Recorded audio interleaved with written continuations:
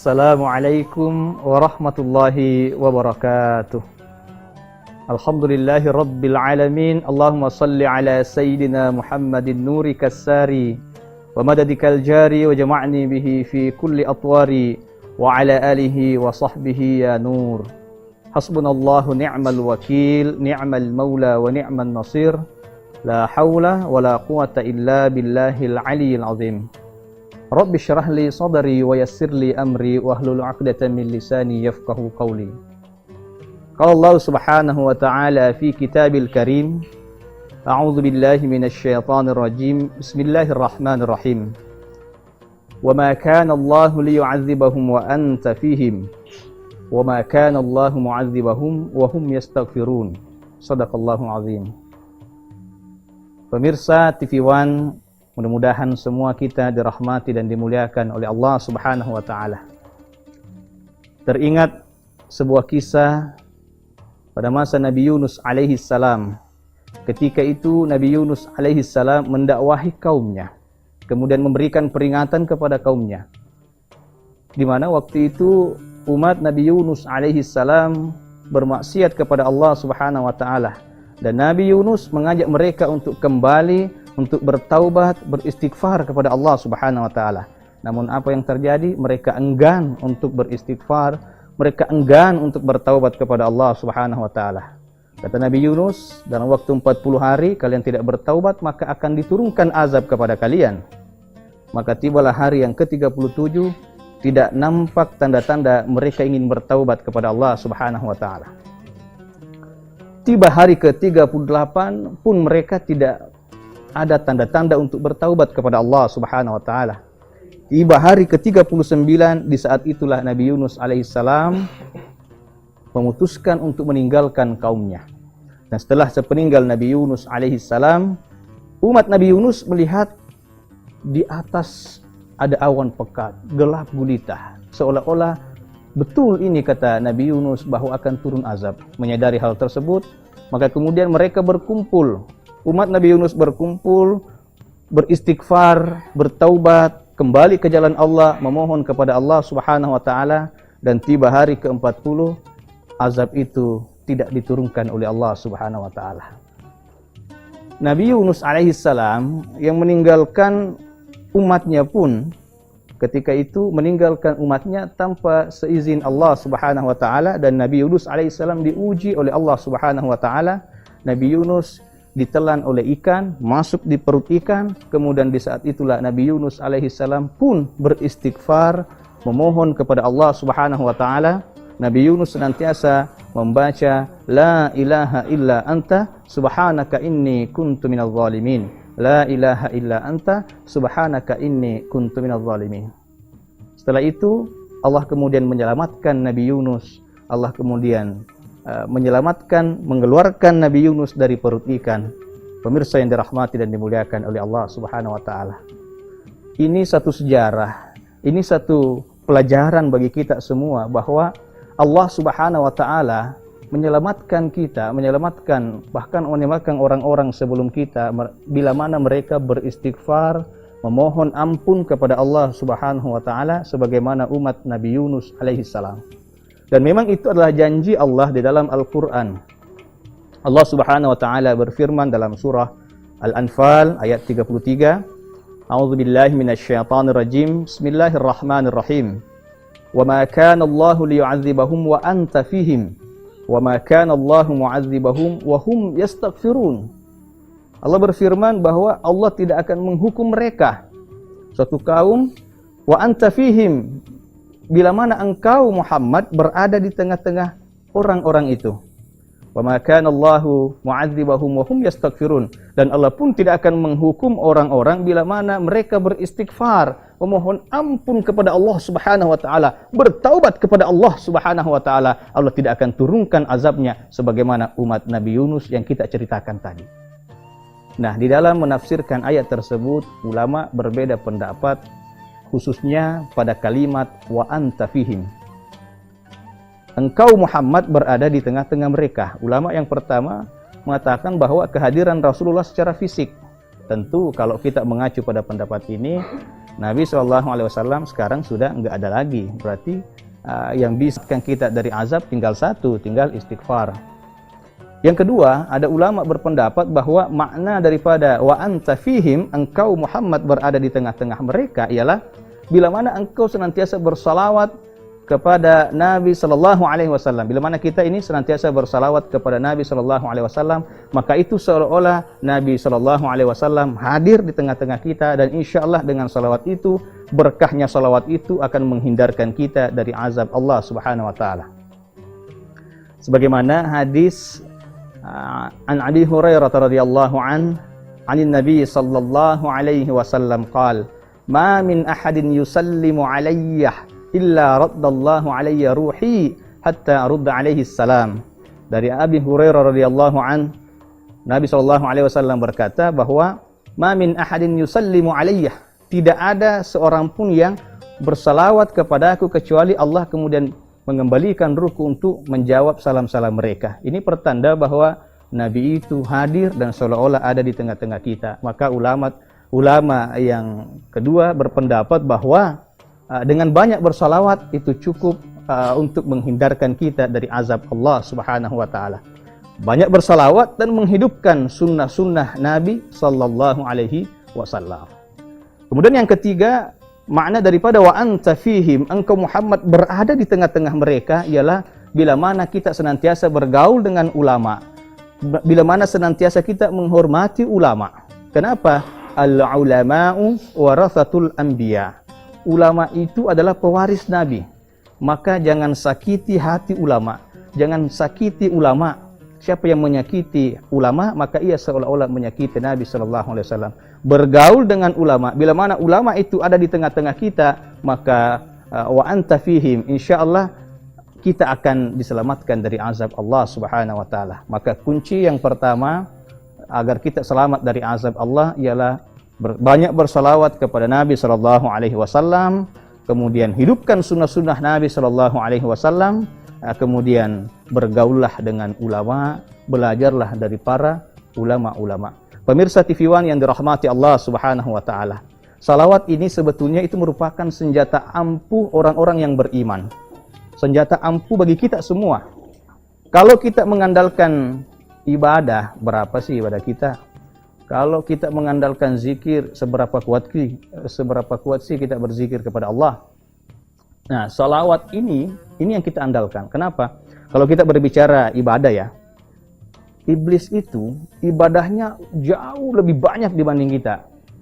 Jauh lebih banyak dan lebih lama iblis itu beribadah dibanding manusia. Bahkan kan dalam satu riwayat bahwa iblis itu kan ribuan tahun diciptakan sebelum terciptanya manusia. Dan mereka golongan muqarrabin, dulu bernama Azazil, golongan orang-orang yang dekat dengan Allah. Zikirnya Masya Allah luar biasa, ibadahnya Masya Allah luar biasa. Tapi satu yang tidak dilakukan oleh iblis ialah salawat. Iblis nggak pernah bersalawat kepada Nabi.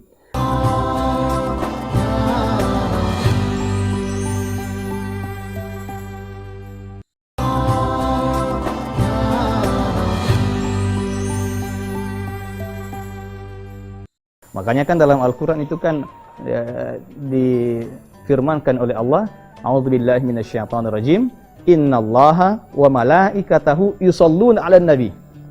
Ya ayyuhalladzina amanu shallu 'alaihi wa sallimu taslima. Di dalam ayat itu Allah berfirman, Innallaha, sesungguhnya Allah dan para malaikatnya. Jadi Allah dan para malaikat bersalawat kepada Nabi. Iblis nggak bersalawat. Iblis nggak bersalawat. Maka ketika Allah dan para malaikatnya bersalawat kepada Nabi, Allah kemudian memerintahkan orang-orang yang beriman, ya ayyuhalladzina amanu, hai orang-orang yang beriman, bersalawatlah engkau kepada Nabi. Maka salah satu senjata ampuh kita ialah salawat. Maka ibu-ibu yang ada di rumah, bapak ibu, banyak bersalawat kepada Nabi. Salawat itu banyak macamnya. Allahumma salli ala Sayyidina Muhammad, nah, itu juga salawat. Sallallahu ala Muhammad, itu salawat Jibril namanya. Allahumma salli ala Sayyidina Muhammad kamilatan wa sallim salam, itu salawat.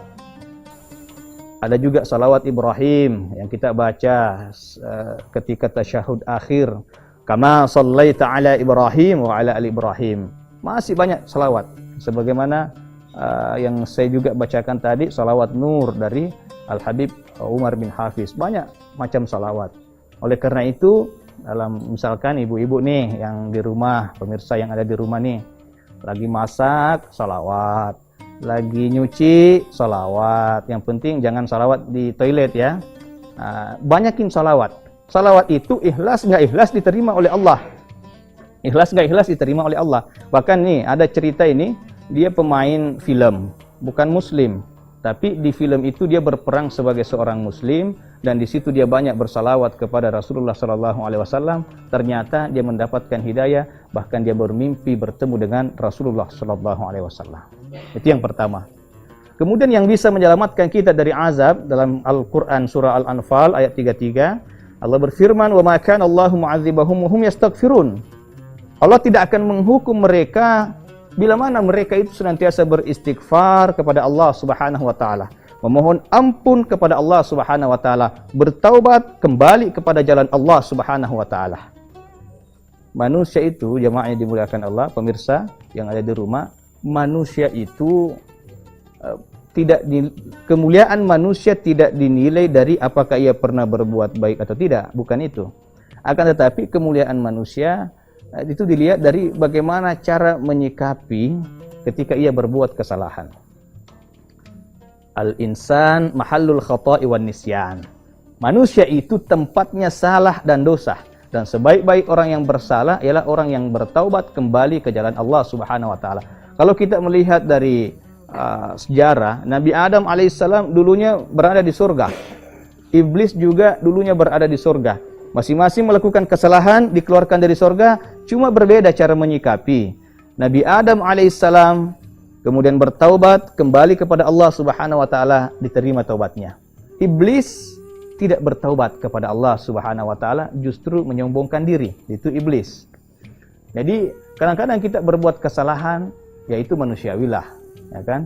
Akan tetapi bagaimana kita senantiasa beristighfar, memohon ampun kepada Allah Subhanahu wa taala, kembali kepada Allah Subhanahu wa taala, bertaubat kepada Allah Subhanahu wa taala. Karena taubat itu artinya kembali. Ketika Nabi Adam alaihissalam berada dalam surga, Allah kemudian mengatakan, berfirman, la taqraba hadhihi syajarah, jangan kau dekati pohon ini. Berarti Allah menggunakan kata-kata ini, berarti seolah-olah Nabi Adam itu dekat jaraknya. Tapi begitu melakukan kesalahan, kemudian Allah melemparkan Nabi Adam alaihissalam, berarti jaraknya jauh, ya kan? Kemudian Nabi Adam bertaubat, maka kemudian Nabi Adam kembali kepada Allah. Dalam hadis qudsi itu dikatakan bahwa siapa yang berjalan kepada aku sejengkal, maka aku akan berjalan kepadanya sehasta. Siapa yang berjalan kepada aku sehasta, maka aku akan mendatanginya sedepah. Siapa yang datang kepada aku berjalan, maka aku akan datang kepadanya berlari. Artinya apa? Allah itu cinta orang-orang yang bertaubat. Innallaha yuhibbut tawwabina wa yuhibbul mutatahhirin. Allah itu cinta kepada orang-orang yang taubat, yang ingin kembali kepada jalan Allah, orang-orang yang membersihkan hatinya, membersihkan jiwanya, mengakui kesalahannya, kemudian ingin bertaubat kembali di jalan Allah Subhanahu wa taala, karena Allah Maha penerima taubat. Maka pemirsa yang dirahmati Allah Subhanahu wa taala, perbanyak istighfar. Astaghfirullahaladzim alladzi la ilaha illa huwal hayyul qayyum wa atubu ilaih. Akan tapi dalam 24 jam itu ada waktu istimewa di mana kita sangat baik untuk beristighfar. Ini dicantumkan dalam Al-Qur'an. Wabil asharihum yastaghfirun. Di waktu sahur mereka beristighfar, memohon ampun kepada Allah Subhanahu wa taala. Maksud kata wabil asharihum yastaghfirun, di waktu sahur itu kira-kira setengah jam sebelum azan subuh. Kalau misalkan azan subuh 4.30, ya mulai pukul 4 lah sampai 4.30 beristighfar kepada Allah Subhanahu wa taala. Kemudian setelah salat subuh, setelah azan subuh, setelah salat 2 rakaat, menunggu iqamah, baca subhanallah wa bihamdihi subhanallahil azim astaghfirullah. Subhanallah wa bihamdihi subhanallahil azim astaghfirullah sebanyak 100 kali. Siapa yang beristighfar kepada Allah, Allah jauhkan dari azab, Allah ampuni dosanya. Insya Allah Allah berikan keturunan yang saleh dan saleha, dan Allah lancarkan rezekinya. Karena terkadang rezeki itu akan datang kepada kita, akan tetapi terhalang oleh dosa-dosa kita. Maka perbanyak istighfar, istighfar. Astaghfirullahalazim alladzi la ilaha illa huwal hayyul qayyum wa atubu ilaih. Nah, atau bisa dipendekin juga. Astaghfirullahalazim wa atubu ilaih. Masih bisa dipendekin nggak? Masih bisa. Astaghfirullahalazim, astaghfirullahalazim. Masih bisa dipendekin nggak itu? Masih bisa. Astaghfirullah, astagfirullah, astagfirullah. Astagfirullah masih bisa dipendekin nggak? Astaga, nggak ada, nggak bisa lagi. Astagfirullah, ya. Astaghfirullahaladzim alladzi la ilaha illa huwal hayyul qayyum wa atubu ilaih. Bahkan yang lebih istimewa itu sayyidul istighfar, penghulu istighfar. Allahumma anta rabbi la ilaha illa anta khalaqtani wa ana 'abduka wa ana 'ala ahdika wa wa'dika mastata'tu a'udzubika min syarri ma sana'tu abu'u laka bi ni'matika 'alayya wa abu'u bi dzambi faghfirli fa innahu la yaghfiru dzunuba illa anta. Nah, tapi kalau itu kepanjangan, yang pendek-pendek aja. Astagfirullah, astagfirullah, astagfirullah. Bahkan Nabi SAW, ini Nabi loh, suci loh, maksum loh. Itu beristighfar tidak kurang dari 100 kali setiap hari. Apalagi kita. Maka ibu-ibu yang ada di rumah, pemirsa, bapak-bapak yang ada di rumah, banyak-banyak beristighfar kepada Allah Subhanahu wa Ta'ala.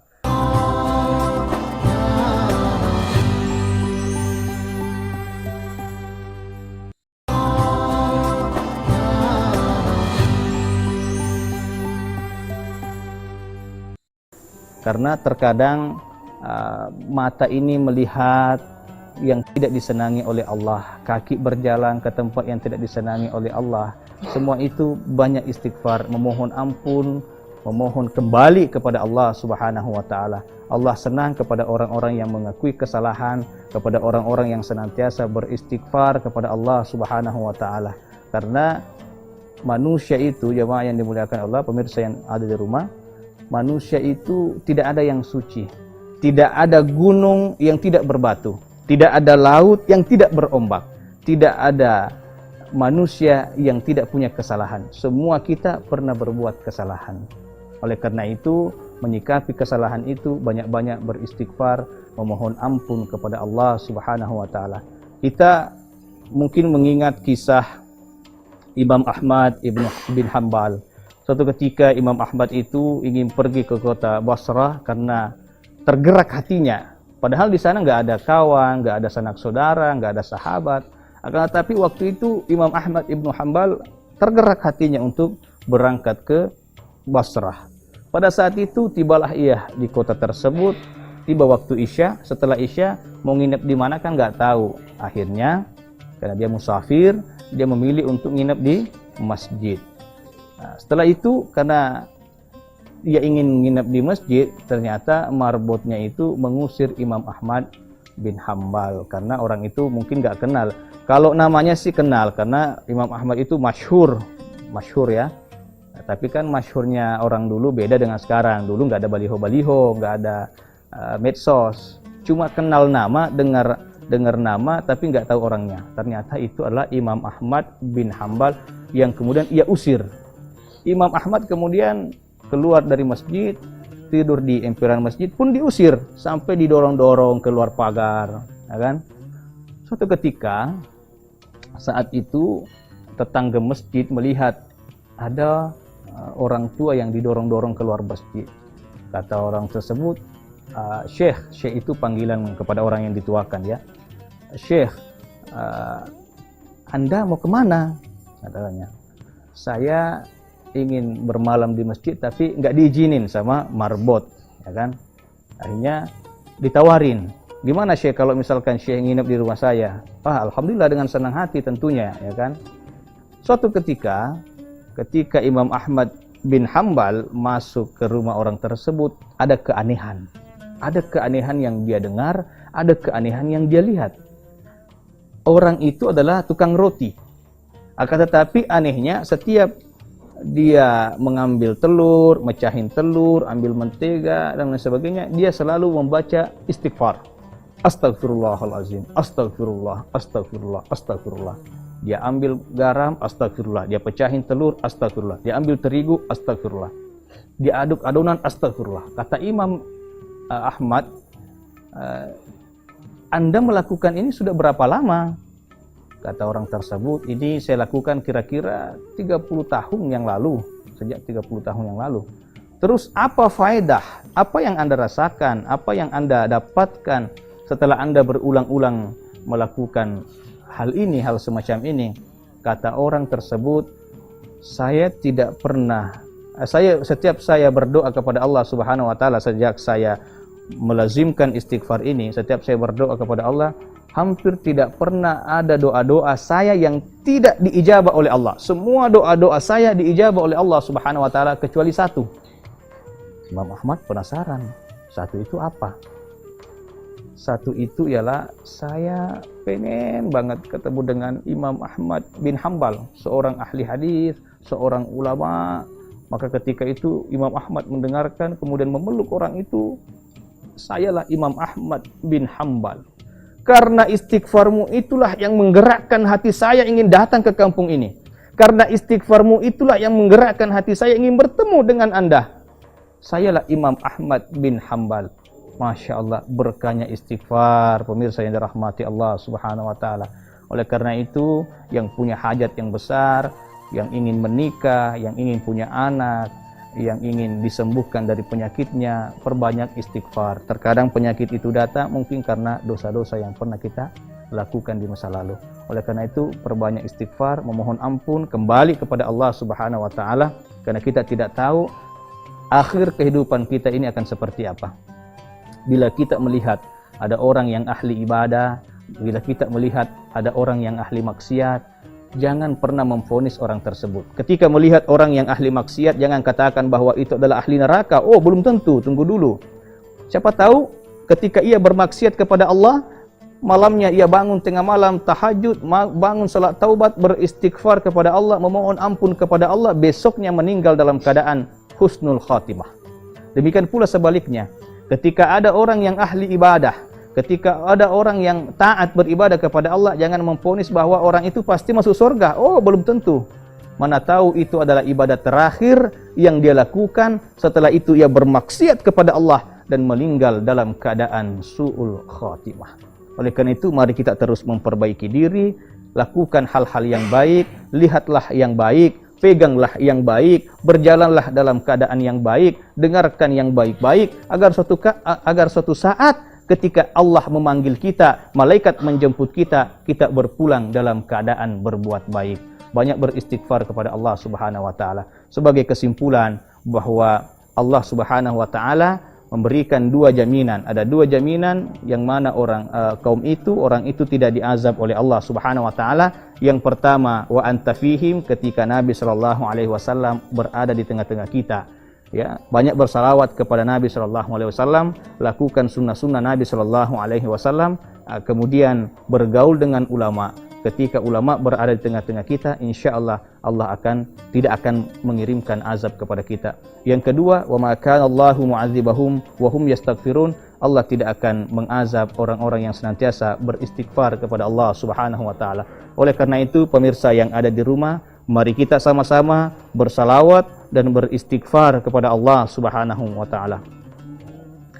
Sallallahu ala Muhammad,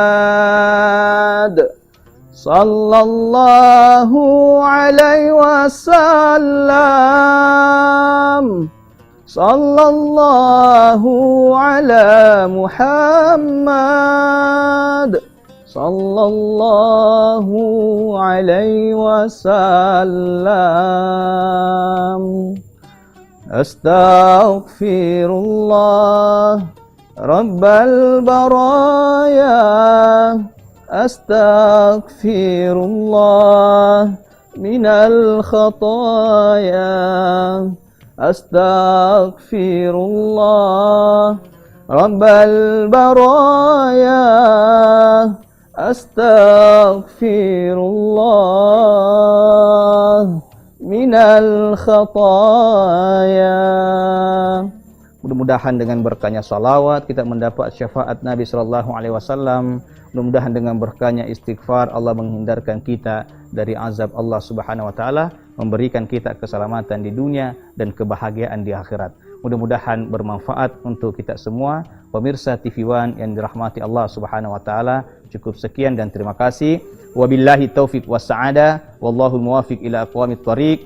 Assalamualaikum warahmatullahi wabarakatuh.